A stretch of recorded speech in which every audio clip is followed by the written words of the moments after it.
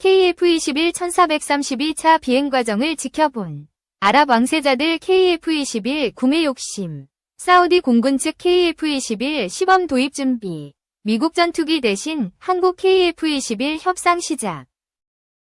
우리 정부와 사우디아라비아가 적극적으로 6세대 전투기 공동 개발을 논의하고 있다. 최근 글로벌 방산 시장에서는 초음속 전투기 개발 경쟁이 치열하다.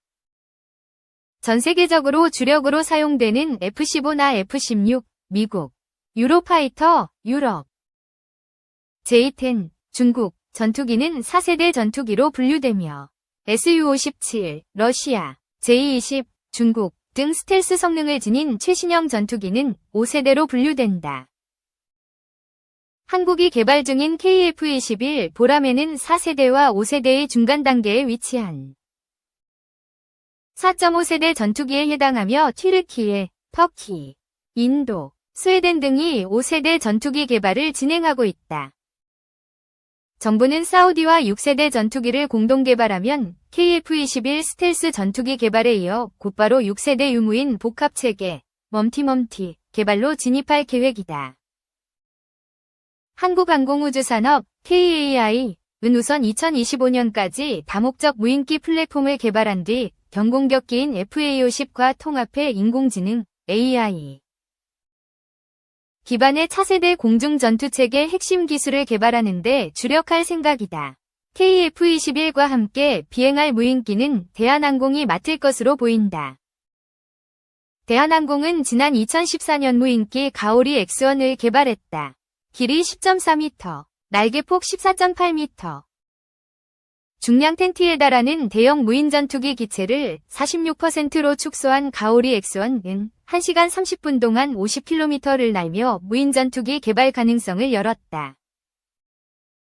대한항공은 나아가 가오리 X1을 이용해 무인편대기와 스텔스 무인정찰기를 개발할 예정이다. 무인편대기는 멈티라고 불리는 유무인 협력 기능이 가능하다. 사람이 탑승한 유인 전투기를 적진에 침투시키기 전에 스텔스 무인편대기가 먼저 나선다. 전방에서 먼저 적과 전투를 벌이거나 정찰 임무를 수행할 수 있다. 전투기 조종사의 생명이 보호되는 것은 당연하다. 무인기는 유인기와 동시에 임무에 투입되기 때문에 급작스러운 상황에도 대처가 가능하다. 무인편대기는 2025년에 첫 비행을, 2027년에는 정부가 보유한 유인기와 같이 유무인 합동작전을 시험할 예정이다. 공격형 무인전투기는 가오리 X2다. 한국형 중거리 유도폭탄 등을 장착할 수 있어 미니 B2 폭격기라고 불린다. 무기를 장착하기 위해서 현재 개발 중인 스텔스 무인기용 5,500파운드급 터보팬 엔진을 장착할 것으로 보인다. 미국 등이 개발 중인 스텔스 무인 전투기의 엔진은 1만 파운드급을 장착한다. 해외에서도 조종사가 탑승한 전투기를 중심으로 무인기가 편대를 구성해 호위, 정찰 등 임무를 함께하는 무기체계 개발이 경쟁적으로 진행되고 있다. 이처럼 유무인 복합 전투체계 개발에 전 세계가 뛰어드는 추세다. 영국, 이탈리아, 일본은 지난해 6세대 전투기를 공동 개발하기로 글로벌 전투항공 프로그램 GCAP 조약에 서명했다. GCAP는 초음속 성능과 레이더 탐지 능력을 대폭 강화한 전투기를 2035년까지 실전 배치할 계획이다. 사우디는 여러 차례 GCAP 참여를 희망한다는 뜻을 밝혔다. 지난해 7월에는 무함마드 빈 살만 알 사우드 사우디아라비아 왕세자 겸 총리가 기시다 후미오 일본 총리와 만나 뜻을 전달하기도 했다. 하지만 일본은 작업이 많이 완료된 데다 2035년까지 프로젝트를 마무리하는 일정이 빡빡하다며 반대 입장을 표명한 것으로 알려졌다. 유럽에선 이미 독일 주도 아래 프랑스, 스페인이 함께 6세대 전투기 미래전투 공중 시스템 FCAS를 개발하고 있다. 2029년에 첫 시험 비행을 진행할 예정이다. 지난해 12월 공개된 GCAP는 영국, 이탈리아가 추진하던 6세대 전투기 개발 계획 템페스트와 일본의 차세대 전투기 개발 계획 FX를 합친 것으로 각국 주력 전투기인 유로파이터 타이푼, 영국, 이탈리아, 과 F2, 일본 등을 대체할 전망이다. GCAP 민관 합동본부 위치는 영국이다. 대신 정부기관과 기업기관의 초대 수장에는 각각 일본인과 이탈리아인이 내정된다. 개발 프로그램에는 일본 미쓰비시중공업, 영국 BAE 시스템스, 이탈리아 레오나르도, 일본 미쓰비시중공업 등 각국 방산업체가 참여한다. 전투기 개발은 방산 프로젝트 중에서도 비용이 많이 드는 분야로 수십 년 동안 천문학적 예산이 소요된다. 삼국 국방부 장관은 이날 동등한 파트너십 원칙에 따라 각국의 재정기술 기여도에 비례해 개발 업무를 분장하기로 했다. GCAP에 필요한 정확한 총사업비는 공개되지 않았지만 수조 원에 달할 것으로 추산된다. 영국 정부는 기존 템페스트 프로그램에 20억 파운드, 약 3조 2천억 원을 투입했다. 일본 방위성은 2024-2025 회계연도 예산안에 GCAP 사업비로 726억엔, 약 6천억 원 배정을 요구할 방침이다. 삼국은 6세대 전투기 개발 콘셉트를 확정하고 사업성 평가를 완료한 뒤 늦어도 2025년에는 본격적으로 개발을 시작하기로 했다. 이를 통해 유로파이터 타이푼의 속도, 시속 2495km, 보다 2배 빠른 전투기와 1만 배 더 많은 데이터를 제공하는 항공 레이더를 개발할 계획이다. 통상 6세대 전투기 특징으로 거론되는 AI 기술과 드론도 선보일 것으로 추정된다. 유럽에서는 독일의 주도 아래 프랑스, 스페인이 함께 6세대 전투기 미래전투 공중 시스템 FCAS를 개발하고 있다.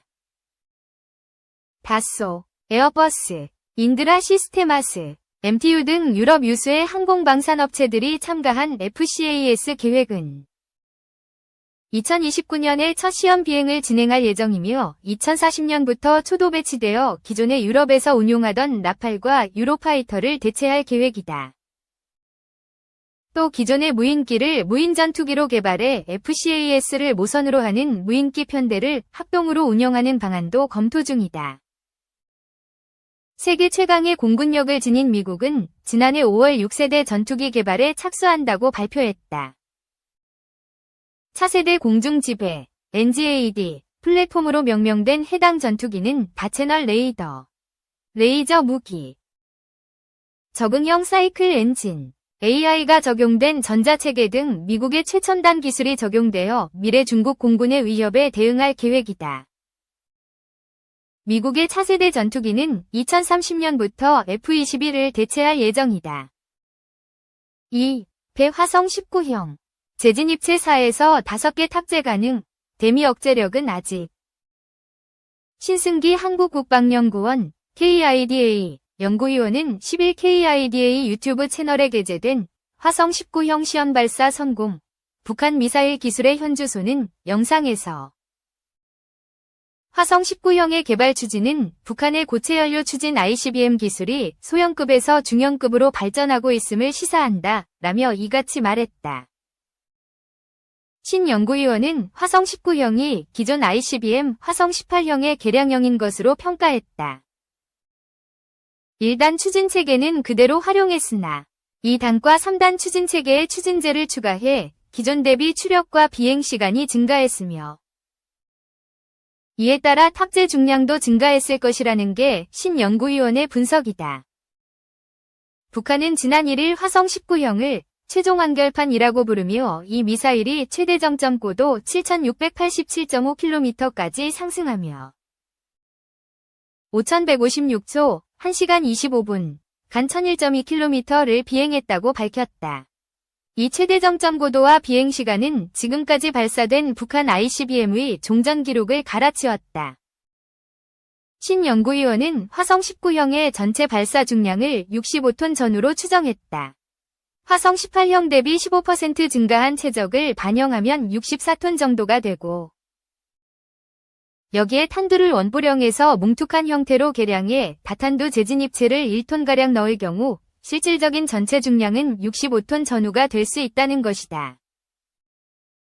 또한 신 연구위원은 화성-19형에 4에서 5개의 재진입체를 탑재할 수 있을 것으로 예상했다. 이는 화성 19형의 최대 탑재 중량을 2톤으로 추정한 뒤 핵탄두를 포함한 재진입체의 중량을 400에서 500kg으로 가정했을 때의 수치다.